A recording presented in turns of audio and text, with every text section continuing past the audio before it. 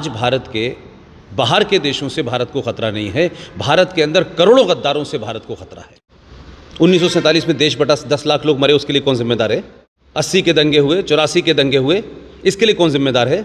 मेरी बात से तो आज आप कहते हैं कि हम बांटने की कोशिश करते हैं। जिन्होंने बांट दिया, 10 लाख लोग मरवा दिए और हजारों दंगे हुए कांग्रेस के दरमियान में, तब आपने नहीं पूछा कि बांटो की नीति है? तो जब सच बोल रहा हूं तो बुरा क्यों लगता है?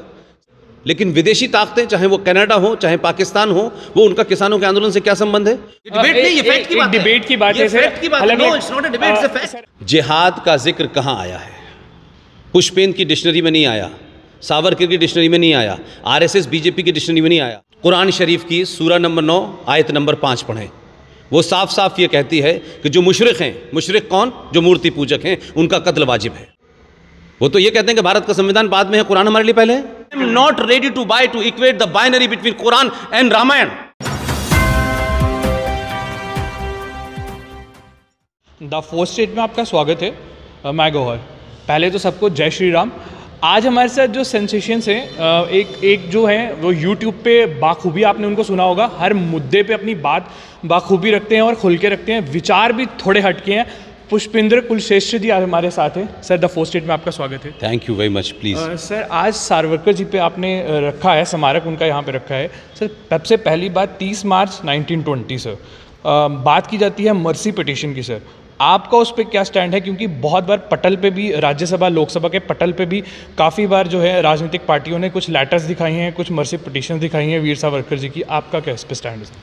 देखिए, मेरा मानना यह है कि हमारे देश में जिन लोगों ने सावरकर के ऊपर माफ़ीनामे की पटल पे चीज़ें रखी हैं, मैं उनसे पूछना चाहता हूं कि वो ये भी रखें कि सुभाष चंद्र बोस के ऊपर किसने साइन किए थे और किसने ये लिखा था कि he is a war criminal, और किसने ये लिखा था कि वो ज़िंदा या मुर्दा पकड़े जाएंगे तो ब्रिटिश सेना को दिए जाएंगे।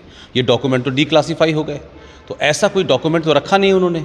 और जहाँ तक बात यह है कि साहब उन्होंने माफ़ी मांगी थी और वो सावरकर का वो लेटर, उसके बारे में सावरकर स्मारक के जो उनके होते हैं उन्होंने आपको साफ़ किया। लेकिन मेरा कहना यह है कि जो लोग आज 1930 का हवाला दे रहे हैं, वो 1980 का हवाला क्यों नहीं देते? 1980 में मैडम श्रीमती इंदिरा गांधी ने वीर सावरकर स्मारक को एक चिट्ठी लिखी है। वो चिट्ठी सबके सामने है, इंदिरा गांधी के उस पर साइन है। फिर उसके बाद में नरसिम्हा राव ने भी चिट्ठी लिखी है और वो कहती हैं कि आज़ादी का सबसे बहादुर स्वतंत्रता सेनानी वीर सावरकर। तो ये कैसे हो सकता है कि 1930 के किसी डॉक्यूमेंट में माफ़ी के बारे में बात की जा रही हो और 1980 के दौर में उसी बैकग्राउंड के लोगों ने, उसी पार्टी के लोगों ने इतना बड़ी बात लिखी हो? फिर नरसिम्हा राव ने वो चिट्ठी लिखी।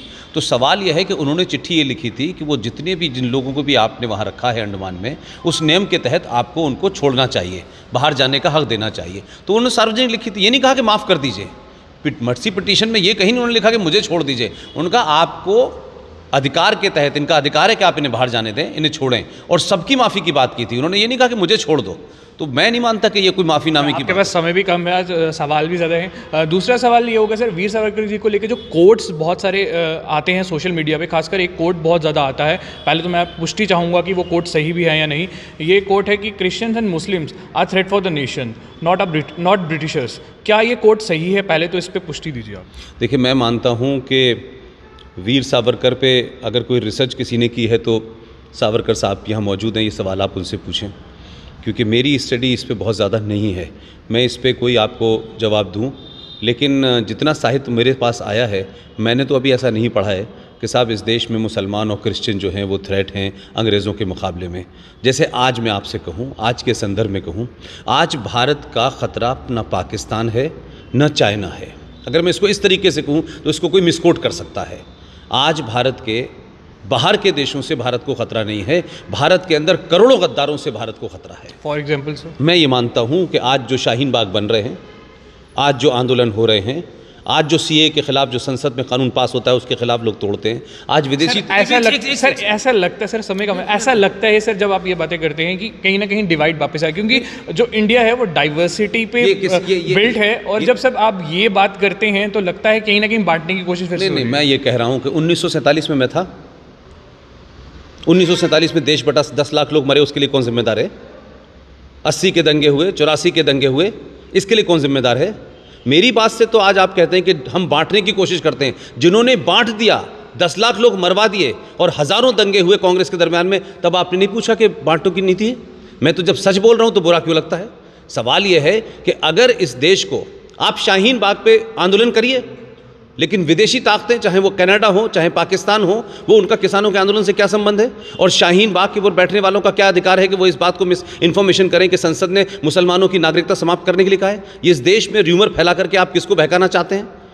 बांटने की बात तो मैं तब करता हूं जब इस देश के संविधान को बाबा साहब अम्बेडकर ने सेकुलर बनाया था। बताइए, सेकुलर था या नहीं था? जी बिल्कुल बिल्कुल नहीं था सेकुलर। कहां सेकुलर का शब्द आया? 1968 की, आप 48 की डिबेट देख लें। जब हम बात करते हैं all creeds and all religions and और, तो फिर ये इसमें सेकुलर वर्ड डालने की जरूरत आप जिन लोगों की तरफ इशारा कर रहे हैं उन्होंने डाला है। दिसंबर 1948 की डिबेट पढ़िए। उस डिबेट में जब ये बात आया कि भारत सेकुलर, तो खुद अंबेडकर ने कहा कि भारत की हजारों साल की परंपरा और सभ्यता के अंदर यहाँ हजारों लोग आके बसे। भारत के लोगों को सेकुलर शब्द की जरूरत नहीं है, क्योंकि सेकुलर शब्द यूरोप की परिकल्पना थी। लेकिन इंदिरा गांधी ने डाला 76 में। तो क्या इंदिरा गांधी ये बताएं या उनके वारिस ये बताएं कि 1976 से पहले भारत का संविधान कम्युनल था?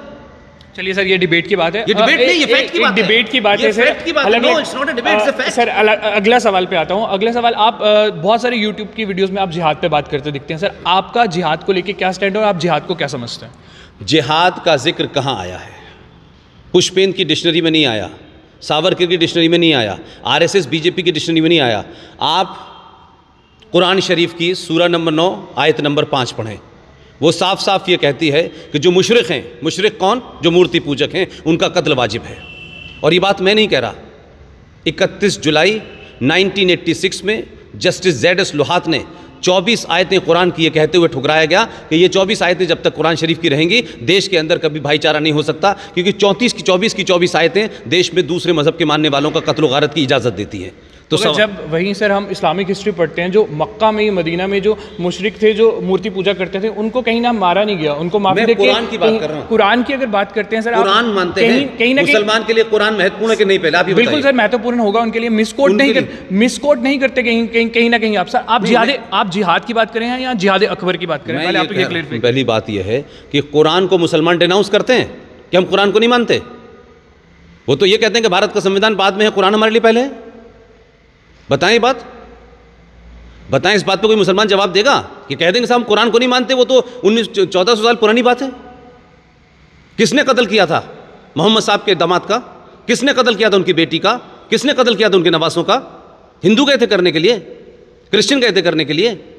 उनकी किताब पूरी दुनिया में, सिर्फ हिंदुस्तान में, फ्रांस में क्या कर रहे हैं, अमेरिका में क्या कर रहे हैं, इंग्लैंड में क्या कर रहे हैं, श्रीलंका में क्या कर रहे हैं, सब जगह मिसकोट करा जाता है। यही दुनिया का ऐसी किताब है कि इसको लोग मिसकोट करते हैं और वो खुद मिसकोट हो जाते हैं। और अगर ऐसी बात है तो हिंदुस्तान में 35 करोड़ 30 करोड़ मुसलमान हैं, जाकर के उसका कत्ल क्यों नहीं करते जो कुरान शरीफ को मिसकोट करता है? ऐसे तो सर कई मिसालें निकल जाएंगी हिंदुओं से, जैसे बाली और सुग्रीव की निकल जाएगी। फिर मैंने कहा रामचंद्र जी सर, ऐसी तो कई मिसालें, ऐसी तो कई। Listen, I am not ready to buy to equate the binary between Quran and Ramayana. Hindu की कोई किताब नहीं है, आप अपने आप को अपडेट कीजिए। हिंदू की कोई किताब नहीं है। हिंदुस्तान का हिंदू जो है किसी धर्म से, किताब से नहीं चलता है। उसका कोई पैगंबर नहीं है, वो पैदा नहीं हुआ है। कुरान पैदा हुआ है, मोहम्मद पैदा हुआ है। Don't misquote. रामायण का कुरान से कोई लेना देना नहीं my dear sir, please don't misquote. जिनकी किताब है आप किताब पे बात करिए। धन्यवाद देता हूँ पुष्पेंद्र कुलश्रेष्ठ का, वो आज हमारे द फोर्थ स्टेट पे आए। कोशिश करूंगा अंकुश शर्मा जी से भी बात हो। You are watching the fourth state. I am go signing off from here.